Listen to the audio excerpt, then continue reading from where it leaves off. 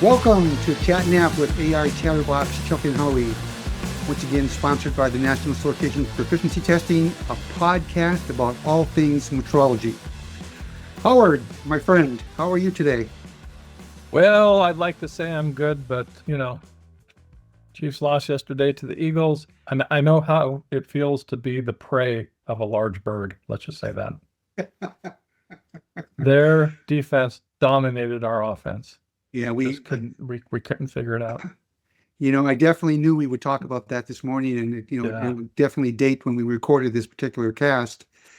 But we did think about you last night. We hosted a small party, and did you? Yeah, we had a small party. Yeah, we did think about you and the sorrow that you and your wonderful wife were feeling. So, but you have our sympathies. But it was painful. I have to admit, people aren't going to. The only people that were here last night are going to believe me, but I saw this coming. I'm going to call myself Nostradamus the second. Nostradamus, that's right. Here he comes.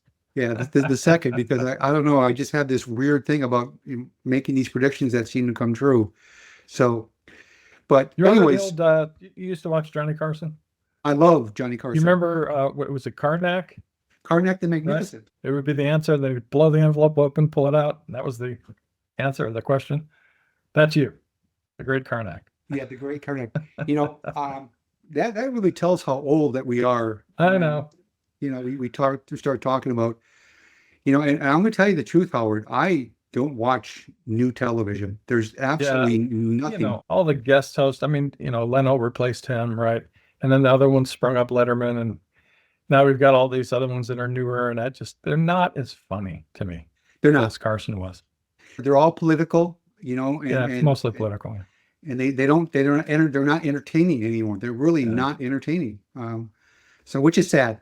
But I watch a lot of black and white TV now. I watch the older channels. I stream, believe it or not, Gunsmoke. Me TV. I just had a little lunch break and I was watching 5 minutes of Gunsmoke. Yeah, Me TV, get television. All that stuff is pretty good. Yeah. As a matter of fact, we don't even have cable anymore. All we do is stream these services. Like these services that you can stream.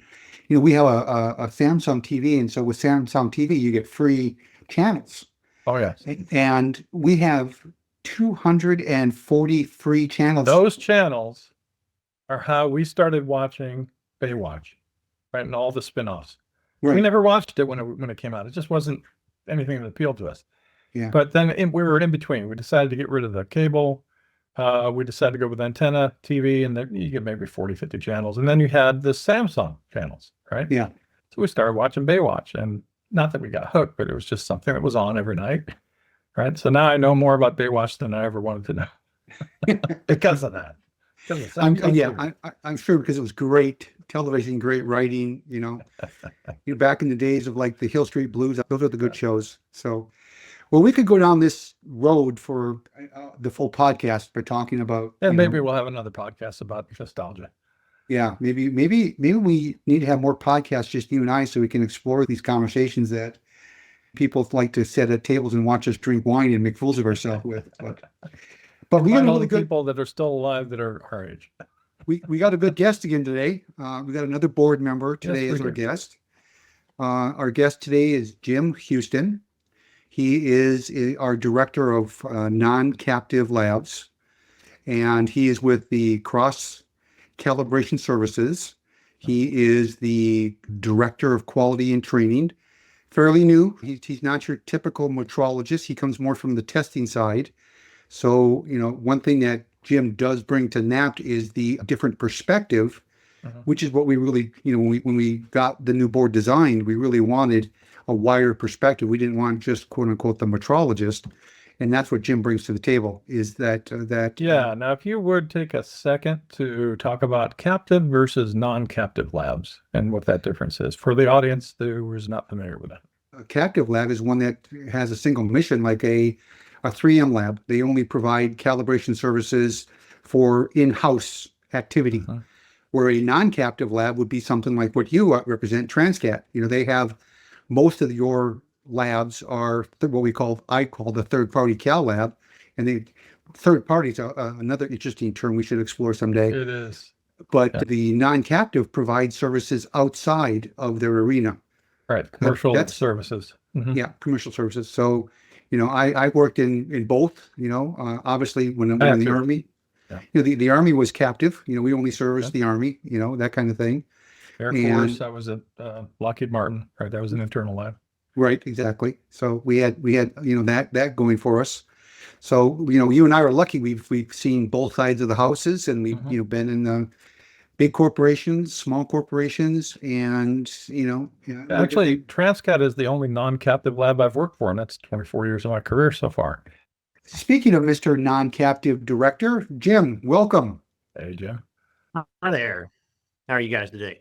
Good. Good, glad to have good. you. Welcome to the podcast. This is Mr. Jim Hewston. He is the Director of Quality and Training at Cross Calibration Services. We're very happy to have you with us. We were just kind of chatting back and forth about the difference between a captive and a non-captive. And we also started to touch base on the fact that you're not the typical metrology calibration type person. So, I'd really like to just start out by having you tell us exactly what you do, at Cross as the Director of Calibration and, Director of Quality and Training. Well, and basically, the short answer I give folks is that I feel like the captain of the all-star team. I've got a great team that works with me, and we're responsible for basically administering the quality system across all of our branches, as well as supporting any training needs, technical, administrative, whatever's needed there. So the folks on my team have years of experience. They're folks that have cut their teeth within the company and proven their stripes. It's great to work with them. That's awesome. Good to have That's you, the Jim. short. I'm curious before we get down the next question is, are you taking after Howard? Because the last time that I saw you, Jim, you did not have this beard. So are you and Howard got some sort of little contest going on and who can grow the best goatee or what's going that's on funny. here? It's not about competition, but I'm just it's wintertime. It's I just a shaved thing. this morning for the podcast. I always shave only on the podcast days so that I'm freshly Yeah. shaven. This is remnants of No Shave November. Oh, Yeah. Yeah. Check back with me next month and I'll be cleaned up because it'll There be you go. I birthdays and noticed all that that. on one of our business calls this morning with Transcat operations leadership meeting. It was, I don't know, 7 or 8 people on there, 10 people, whatever. Not a single one was cleanly shaven, right? It's just that time of year. Yeah. You can get away with it, so why not? Yeah. Yeah, well, it looks good, Jim. It looks good. You and Howard look a lot alike, except for you got hair on the top of your head. Howard's got this shiny spot that is getting, a little bit, I'm unfortunately, 100 years older. well, it's getting more noticeable every podcast. So, but we're not going to go there. So Jim, you also, like I mentioned, you come from the inspection side of the house. You got your Bachelor of Science in Mechanical Engineering from Penn State. Mhm. And then after that, you actually went to work on the campus of NIST as well. Is that correct? I sure did. I came out of school looking for a job, didn't have a lot of relevant experience. Mechanical engineering was kind of a far cry. Answered an ad in the paper because I needed work. And that job, like you said, was located at NIST in Gaithersburg. Mhm. It was a fabulous opportunity to go about the country inspecting construction material test labs. That was basically state DOT labs, refineries, hot mix asphalt plants, that kind of crowd. So a young guy with a per diem check and several weeks on the road. So So you were just freshly married back then, or were you married at all? I wasn't even married yet. I was yeah. dating my wife at the time, but we weren't married, no kids, no mortgage. So The makes world it was good your time. oyster at the time. Yeah. Yeah. It makes it easy to travel without, those responsibilities back home. You mentioned in your in other conversations we had that you actually were housed in the same facility as the Million Pound Force Machine. Yep. Did you know any of those folks over there? That particular lab, did you ever meet those guys? Yeah, Kevin Chestnutwood.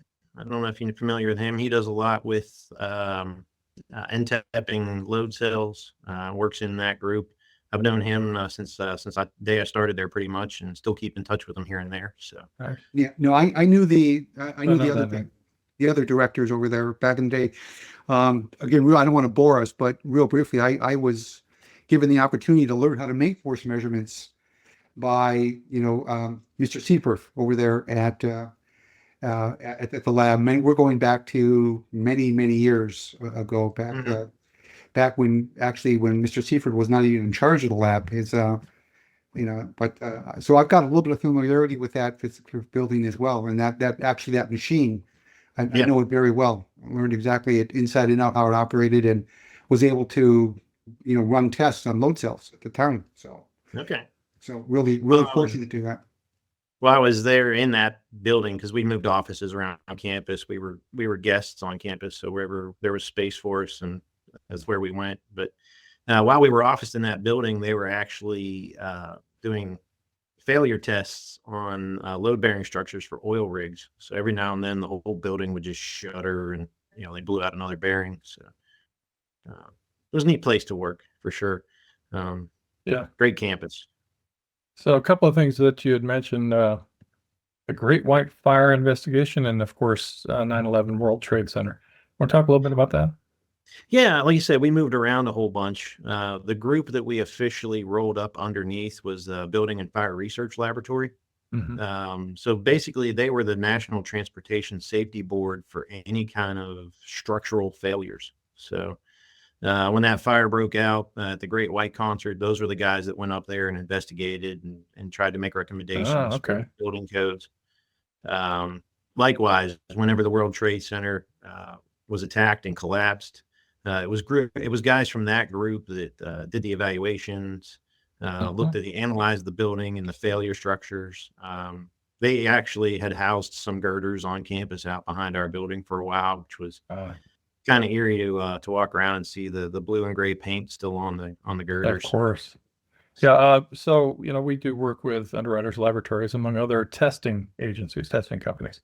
And they, in Northbrook, Illinois, they have an entire set of buildings that are dedicated to fire research and how things burn, right? For part of their testing. So I'm sure that's tied into what these investigators were doing and how they make measurements on that and determine what root cause was. Yep. So interesting. Yeah, one of the videos, I think they still put it out every year, is they have a burn lab on campus where they would set up a living room with a Christmas tree and spark that stuff and film it. And it's just eerie to watch the entire it's so quick, for lack of better, go up in flames. So happens quick. You're the director of quality and training. We know that. Yes. And I have one opinion about accreditation, and Howard has a different. So share with us the importance of accreditation and what it means at Cross. We're really curious about how you personally feel about accreditation. Well, my personal opinion on it, as I've made in my entire career of it. So I've had plenty of Kool-Aid to drink. Again, that job coming out of college doing laboratory assessments, that's what we were looking at. We were looking at quality systems, training records, proficiency testing. We were making accreditation decisions. So, my opinion of it is like most things in life, you get out of it what you put into it. I've known companies that have used it simply as a marketing tool, and all they do is gripe about the expense and the effort. Here at Cross, from very early on, the decision was made that we were going to embrace the spirit of it, and this goes long before my time here at Cross. But the approach was taken like, okay, let's document what we're doing, and then let's stick to what we've documented. Say what you do what you say, that kind of thing. Over the years, I've seen it be a successful tool for us time and time again. We've had labs where we've had manager turnover and some key personnel turnover. And because of the processes we've defined and that we have in place, new folks are able to step into those roles and come up to speed relatively quickly. So I'm a believer. Because NAPT, sponsors this podcast. You guys are huge people that do a lot of enrollments with NAPT. We do, we're kind of like a single contractor almost with you guys for proficiency testing. So we're very intimate with Cross. And, obviously, we have this relationship as well. and that brings you to the board is because we want your expertise on the board of directors, which leads into the next question is, what do you want to accomplish as a board member with NAPT? We really want to start, when I say we, other board members want to start pressuring you to seeing what you want to have done at the board level. Yeah, it's I really didn't come into this role with an agenda. I came into this role more of the opinion of it was an opportunity to serve, an opportunity to kind of see what the industry is doing outside of cross. It's really easy to kind of live inside your box and kind of not have an appreciation for some of the things that are going on around you. There are some just amazing folks on the board of directors. You guys put a fine team together. When we were able to get together back in November, it was one of those moments where I kind of sat there and asked myself, what the heck am I doing here? No, you're among those elite that we decided, this is what the team needs to be to have that good team, like the team you talked about at Cross, right? Yep. Need to have that good team to lead NAPT further. Yep. Yeah. The one thing I do having a chance to be with the team a little bit and sit through a few meetings. I do think I bring a little different perspective, just because the non-captive labs. I mean, there's a very different approach to business. We're out there, we've got to earn it every day. And just because you get the purchase order doesn't mean you quit earning that business. That's right. So I think it's a different kind of perspective, especially given the relationship that some of the other board of directors have with their businesses. It's more about the internal customer. So, right. I was noticing, talking about some of the committees you've been on, ASTM committee for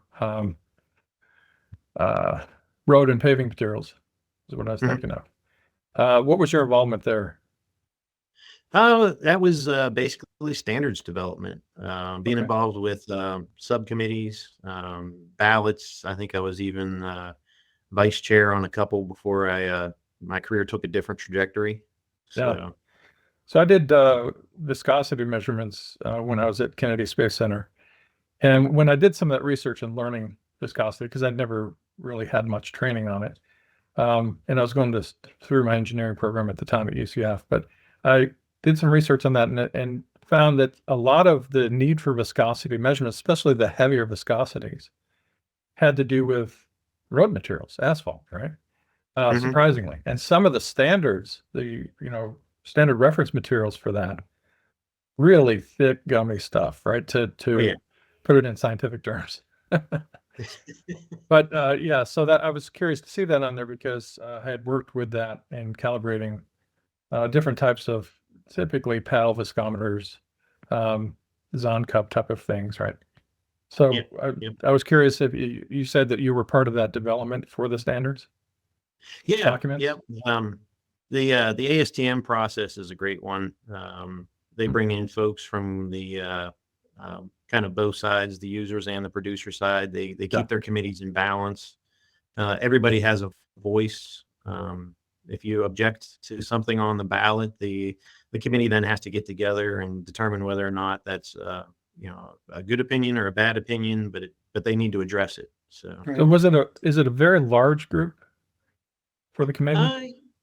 I would like to say it's a large group, but it's I only had that one committee, that D4 committee to reference to. I'm referencing it to like the healthcare committee through NCSL, and we have a large number of members, right? But the active committee members that are making the changes to RP6 or whatever, right, to the documents, is typically 10, 12, 15 people. I don't know how that compares to ASTM. The ASTM D4 definitely had far more involvement than that. I thought so. The various subcommittees maybe had, depending on what standards they had jurisdiction over. Some of them were smaller groups, but some of them were, you might have a room full of 30 people. I would expect it to be larger because you're representing now, industry that's using these in their applications. Yeah. Yep.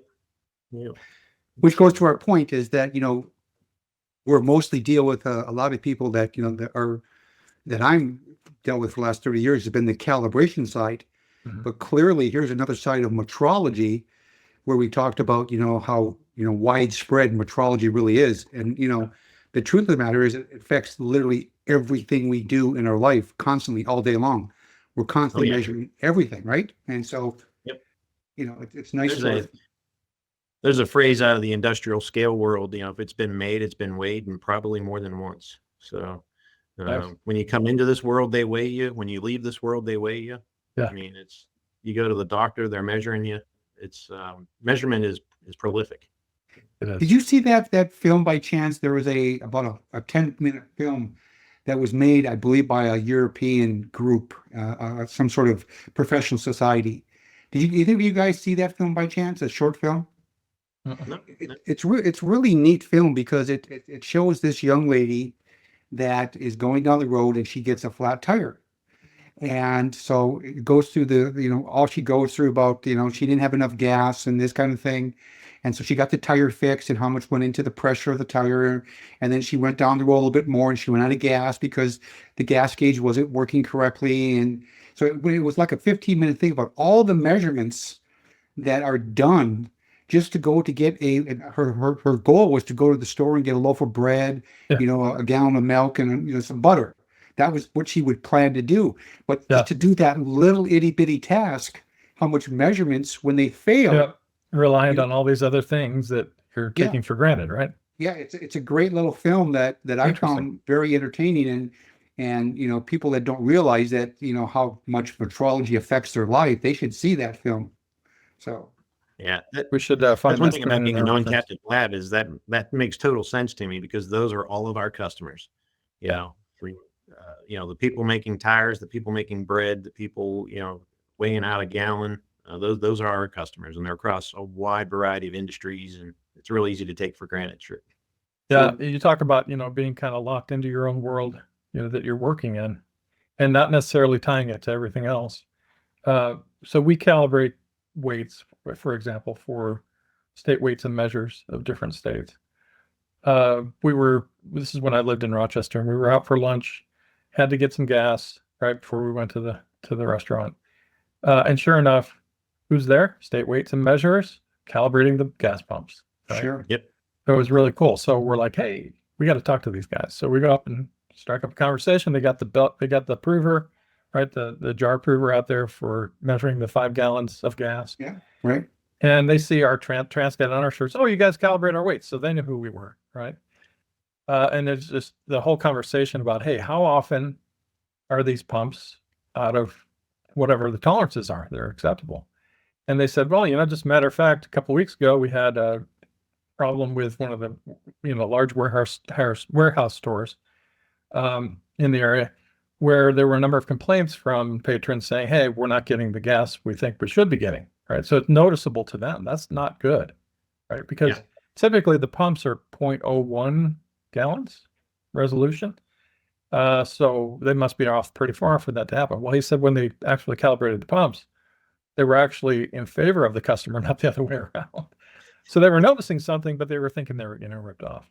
Anyway, we incorporate that into our training with our salespeople for helping them understand metrology. And a lot of the salespeople in most companies, most non-captive labs, are not metrologists, right? So this helps them to tie what we're doing in the calibration world to what you see every day. It's pretty interesting. All right, I start with my typical forum question for all of our guests. What is the most memorable metrology moment so far in your career? I think, what jumps to mind is not necessarily a moment, but kind of a string of moments, for lack of better. Like we mentioned earlier, I was working at NIST in the same building as the 1 million pound stack. Yeah.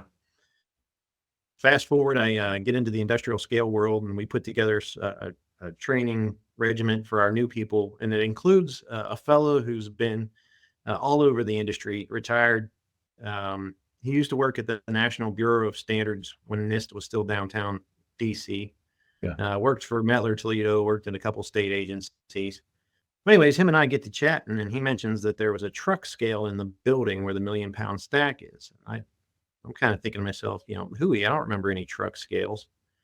Well, again, flash forward. and we're doing some training here at Cross, and I come across a video. They're refurbishing the 1,000,000-pound stack. So I start watching this video, and sure enough, the discs, I think they're 50,000-pound discs, Right. weights that are on this stack. To calibrate those are on a mechanical truck scale that they use like a big giant balance, pretty much. Mhm. And kind of the ironic thing in my mind is that the only reason NIST's campus is in Gaithersburg is because of that 1,000,000-pound stack. Because back during the space race on the Saturn rockets, they needed to be able to test the kind of power that was coming out of those rockets. Thrust. So Yep. basically, we made it to the moon with a mechanical truck scale. It's kind of just a weird way this industry works. Yeah. That is pretty cool. Yeah, that's a great story. It is. Well, I thought your story would be that, being, invited with, NAPT is what I thought would be your greatest moment in metrology, but, Right. Well, that's cool. obvious, though. That Right? is, I figured no else to say person, that. no guest so far has said that's their 4M moment. Sorry. No one yet. So, well, let's get a little bit more personal. So when you are out and about not working, what is it that you and your family like to go do? We're a pretty quiet bunch. We like the outdoors, camping. We took a road trip out to Yellowstone in the midst of COVID a few years back before my oldest Wow. graduated high school. So Yeah, we made our Yeah. first trip a couple of years ago. So go ahead. That's a yeah, beautiful place. it is absolutely. If I ever win the big ticket and you guys are looking for me, look up in that direction. Yeah. But- You're not going to tell us that you won the big ticket and share it with us? Boy, it would be fun to keep showing up at work knowing that you got that money in the bank, wouldn't it? So, Your Well, attitude yeah. might be a little different. NAPT is a Yeah. nonprofit. You could, make a huge donation and just write it off. Yeah, I could. I'll keep you in mind. So, Okay. always open to donations. I appreciate that. So, I love that you made a comment that you like to lead a boring life. I do too. We work towards a no drama life, oh, Jesus. and it is just heaven to be bored to death. Right, Chuck? Jim, I believe, very Yeah. quiet. So far, I've only known him for about 9 months now. Yeah. Every time I've met him, he's very reserved, very straightforward, to the point, very, very, very, very this, very that. You, on the other hand, Why? quiet. You go out to dinner every single night of the week. You're constantly traveling. Yeah. You're on it. You're traveling, what, 30 Can't weeks of the say year? no about that. We're actually going out tonight. So where is this quiet part? I mean, I can't. Howard, Well, I let mean, me rephrase. I appreciate the boring life that you lead. there you go. That you purposely and by design lead. I try to sway my life that direction. Now I I can. figure if you're in quality and if you're in metrology, you really just don't want people talking about you because usually it's something's wrong. So, Yeah. Well, if I want to bore the audience, I just start talking about work. Shut them up. Well, you mean the weather? No, not the weather. Yeah. Metrology. I saw somebody, I follow a couple of, what I'm going to say meteorologists. That's what I call them. Yeah. And this one meteorologist on Instagram posted it's National Weather Person's Day. And I'm thinking, I don't even think it was on Instagram. It was on LinkedIn. So my response was, why not meteorologist? Why are we switching the name? Is there a difference? And now I got to look that up. I haven't looked it up yet because I just saw it, yesterday? Have you heard of that difference? National Weather Person's Day versus a meteorologist? No, I haven't. I haven't either. So I don't know what that's all about. it's the same Maybe thing. the weather person's better looking person in front of the camera. That's the difference. That could be. Don't have the official title. Maybe. I don't know. Yeah. And moving forward, so you're very quiet. You and your wife travel a little bit. That's what you like to do. Yeah, you play. yeah. We've got 3 kids, 2 are in college. So, just like I said, just 2 of That's them are girls. expensive. And when you got girls, you want things to be quiet, right? So, Yeah. Hopefully they're on scholarships. Yep. One is. So, Good. and one's about to graduate. So. Well, let's get back to work for a quick minute then before we continue down this path. So one of the questions that I wanted to ask earlier that I never really got to is what is your plans? What is, I don't know if you can share with us what cross plan is, but what is your plan in serving the metrology community. Now, everybody that's around knows that Cross has acquired a lot of labs over the last few years. You become what, I would classify as a major player in the, non-captive business. So you're providing a lot of, third-party type calibrations to the metrology community. What are you guys' plans? Are you planning to continue to expand? Are you comfortable where you're at? Or, anything you can share with us? Yeah, I guess a little bit more about Cross. We're more than just the metrology side of the house. We're actually made up of several groups. Precision measurement group is the group that I'm in. We've also got a mobile systems integration group that does a lot with electrifying vehicles and putting hydraulic packages on vehicles. We've got a group, an automation group. They're kind of the pick up the box, move the box, set the box down kind of folks.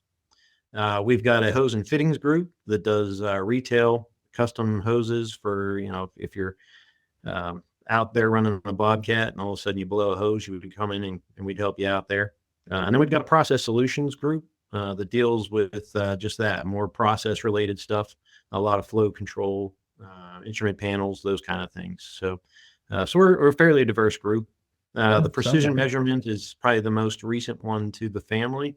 So we kind of diversified Cross a little bit from engineering and box in, box out to add the service element.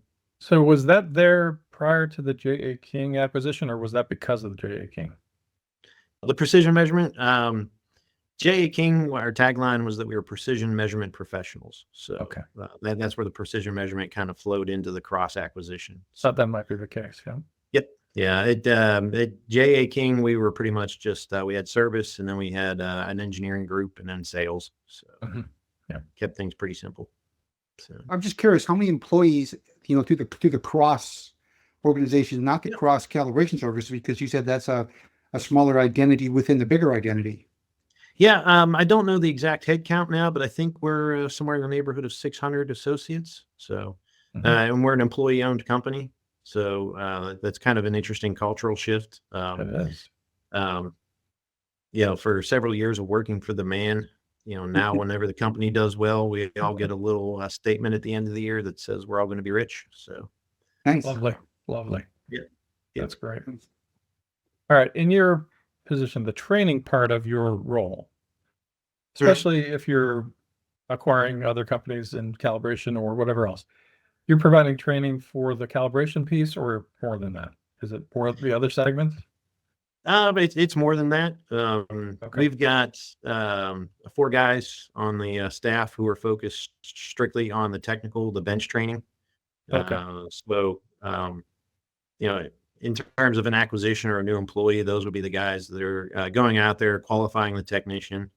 If it's somebody who comes in with prior experience, we just want to make sure they're using our processes, using our procedures, and that it's more of a competency evaluation than a training aspect. We also have a couple folks on staff who go out and support our service coordinators.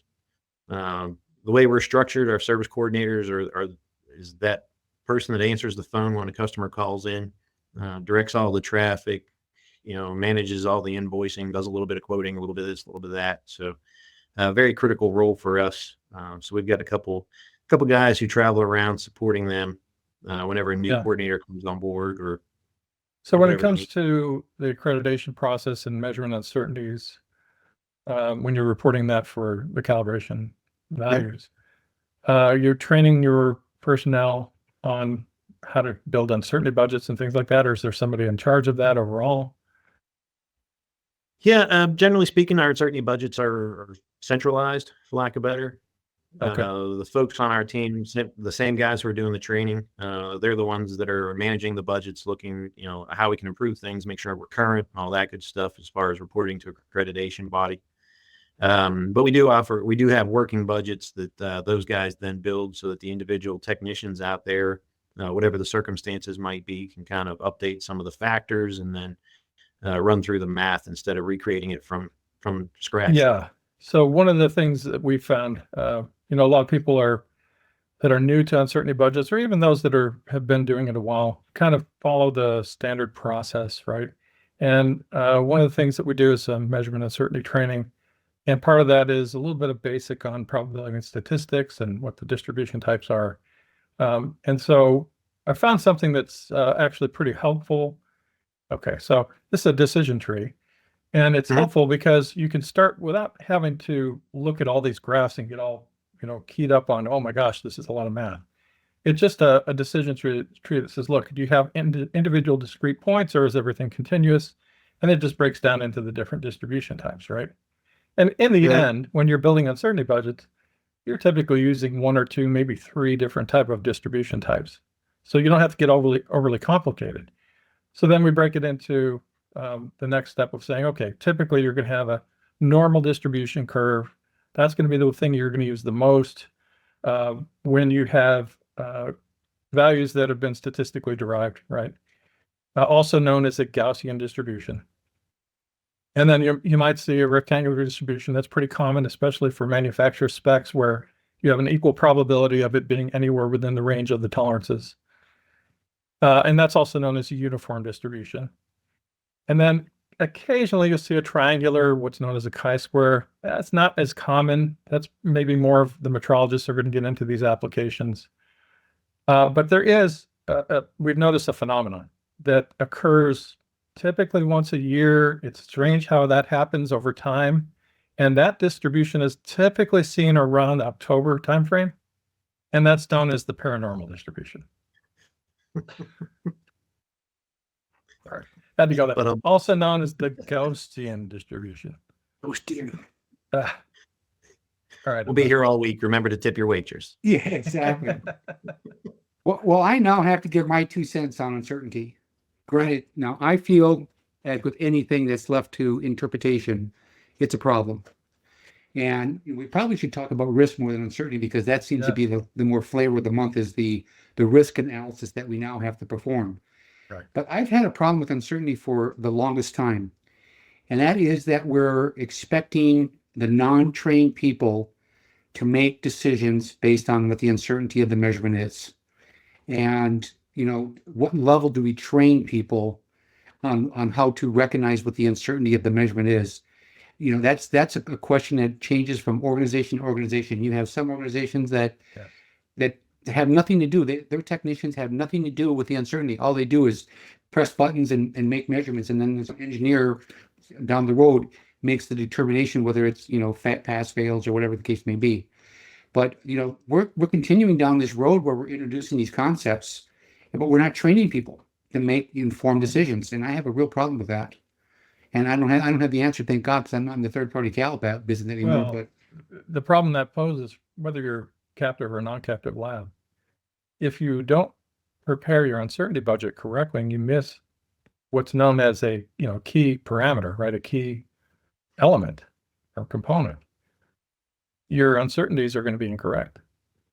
And if you do that, you could allow a probability of false acceptance to occur, right? Calling it intolerance when it shouldn't be. So that's a problem. That's not my point, though. Is you got the technician who may or may not understand what the uncertainty budget is, and far too often, and again, it's not the norm. It happens too often, where we overanalyze the uncertainty. I know that people are going to listen to this podcast, and they're going to come back and say, no, you don't analyze it enough. Well, I'm going to say you're wrong. That's one thing I miss about the old 1725. It gave us guidance, a lot more guidance than the current 25 does. If you include those 5 parameters, those 5 basic parameters in uncertainty, 90% of the time, that's good enough for right? Yeah. Yeah. So that's kind of what I'm talking about here. So I'm saying we're getting to a point, too many people are making uncertainty budgets where they're requiring you to know what a nanometer is for something when you're calibrating a caliper. You don't need to know what affects it's important whether you understate the uncertainty or overstate the uncertainty, right? And you're right. If you're going too far, there's a point of no return. There's no value in it. Yeah. Yes. Now you got me going on that. So let's talk about risk instead, because that's the new flavor of the month. Just a final thought for you. Sometimes we get stuck in this. We have to prove we considered something that really doesn't make any contribution to the bottom line because we're rounding things up anyways to 2 significant figures. So it becomes more of an academic exercise than any true value to your point. It's about putting it in perspective to understand when enough is enough, right? Yeah. So you don't have analysis paralysis. Yeah, but then admit that and go on. Just let it go. Don't require every organization to make a finite measurement of uncertainty to the 12th place when you're making a measurement to the 5th place. Yeah. That's the problem I have. You're making a measurement to say 50 millionths, and you're requiring someone to make to take into account everything that's 1 microinch or less. That's what I call ridiculous analysis. Yeah. Yeah. Okay. Let's move away from that, because I Let's guarantee table that for the moment. that people are going to call me tomorrow when they hear this podcast, and they're going to go, Ellis, you don't know what the F you're talking about. But anyways, let's talk about risk instead. What are you guys doing for risk analysis at Cross? Are you guys are you getting wrapped up in this whole controversy that we started 25 years ago with uncertainty, and now we got to take into account risk? I mean, risk is definitely something we have to take into account, and how we manage it and all that good stuff. 17025, to your point earlier, the latest version of it is just pumped full of risk, and there's a lot of things that were pillars, for lack of better, that aren't there or aren't as clearly there as they used to be. So, I mean, we're still looking for different ways that we can incorporate risk analysis into our existing processes to try and make them more valuable. I think we've got the same problem we had 25 years ago when we first started doing uncertainty analysis. No one could spell uncertainty, let alone do an analysis. Yep. And now, because we have even more interpretation with risk than we ever had with uncertainty, I think it's going to be a big bucket of worms that's going to cause a lot of problems. And I think that down the road, you're going to have tightened up, reviews of what the requirement is for uncertainty. You're going to have requirements, what has to be considered, documented. You have to consider X, Y, Z, not what you feel you have to consider, because it's all interpretive. And anytime you interpret something, I have a problem with that. I really do. The upside, though, is it does kind of give you a systematic way about setting priorities. So, if something's not likely to happen and has low impact to the company, well, move on. Right. Find something better to do with yourself. Yeah. Exactly. I agree 100%. Yeah. So, well, that's great. So, Howard, we're getting down to, we got just a few minutes left in our time. Should we always give, you, Jim, a chance to, if you want, to ask us an embarrassing question. You can either, a lot of our guests pass on it, but, if you want to ask us. You can ask him. Because, go ahead. I'll ask Howard. Howard, what's the best story Chuck would tell about you? Oh, it's embarrassing. He likes to laugh at this. So years ago, we went to Hawaii. We took my wife and myself and Chuck and his lovely wife, Trin, and their young child, or baby almost, right? Jaden. It was what? 18 months old? Yeah, just over 1 year. Just over a year. So we wanted to go, we were at a beautiful resort. And you walk a little ways, you get to the shore. And we wanted to go snorkeling. So we take our snorkeling gear and the fins and everything else. We get out there, and I sit down in the shallow water to put my fins on. Thinking it's shallow water. It's not shallow water. That tide is coming in and pulling out and coming in and pulling out. And I'm rolling all over the place trying to get my fins on. My wife is laughing her butt out. Chuck laughs. And then next thing you know, he's doing the same thing. She had a heyday just watching us rolling all over the place. Yeah, that was, if we would have been on, that, what do you call it, America's Funniest Videos, whatever it is. Probably should have recorded that. Oh my God. If Janet would have recorded that, I guarantee you we would have won the $1 million prize. It was so funny. The reason I started rolling in the water as well, because I lost myself. I was laughing so hard because Howard kept struggling to put those damn, flippers on. It looks so peaceful, but when you get in there, that thing will knock you all over the place. Oh my God. Crazy. Jim, were you convinced you were going to show him how to do it?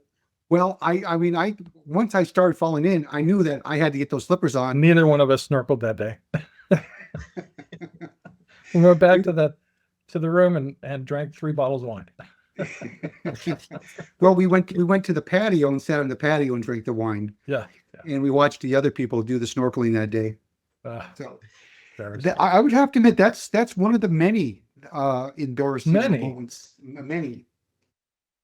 No. But we have Jim back. We'll ask stories him, for another day. We have. I have enough, Jim. I have enough ammunition on him. This is why he does the podcast for us. I get him to. I convinced him to do this podcast because I know where all the bones are buried.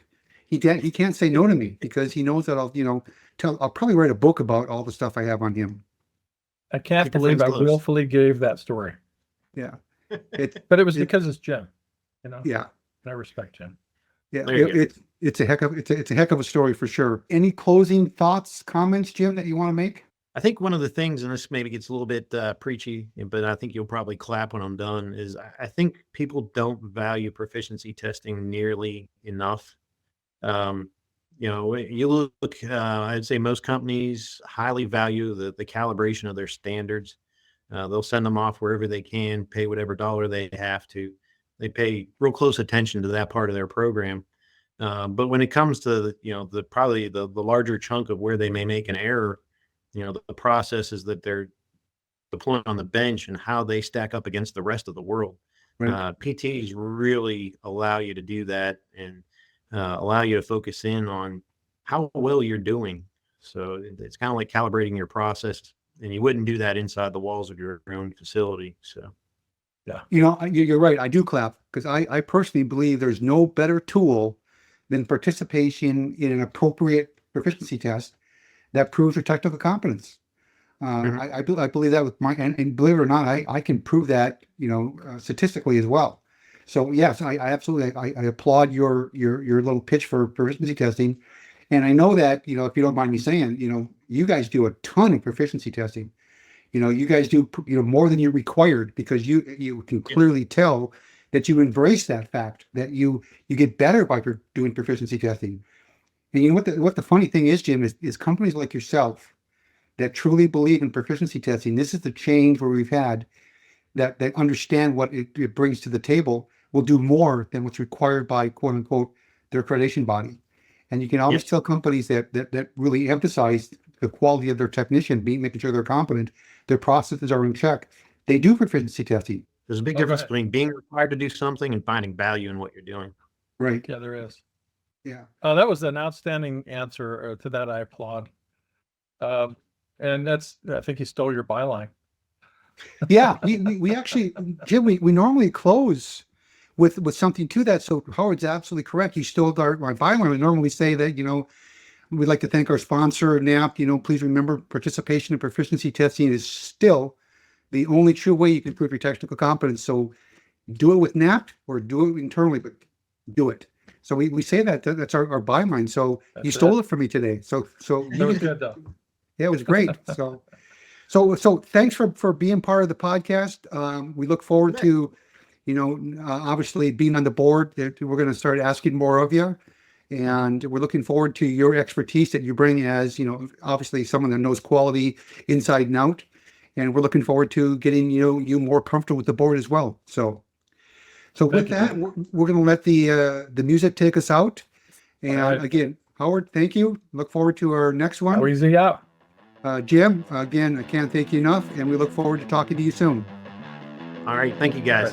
All right. Take care, guys.